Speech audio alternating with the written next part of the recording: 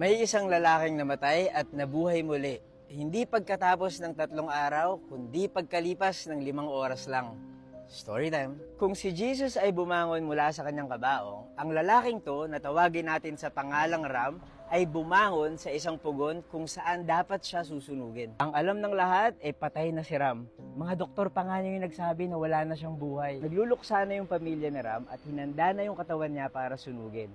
Niniwala kasi yung pamilya niya sa cremation. Pero nung ilalagay na yung katawan ni Ram sa pugon para sunugin, nagulat silang lahat sa nakita nila. Ako nga pala si Buji at mahilig ako mag-story time. Kung di nyo pa ako follow i-follow nyo na ako. Biglang bumangon si Ram at nagulat ang lahat. Kung ako rin yung nandun, mapapraning ako.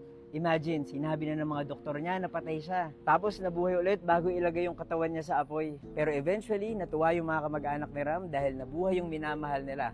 Tinawag pa nga nila siyang The Miracle Man. Nung nakapagsalita si Ram, ang sabi niya, bigla na lang daw siyang pinili ng mga Diyos para tumawid sa kabilang buhay.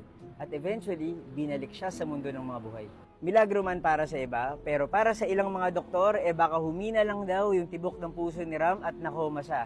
At inassume ng iba na patay na yung tao. But in reality, buhay na buhay pa siya. Matuturing ba ito na reincarnation? Milagro man o hindi, mabuti na lang at hindi nasunog ng buhay yung katawan ni Ram. Ito ay isang true story na nangyari sa Uttar Pradesh sa India noong 2018.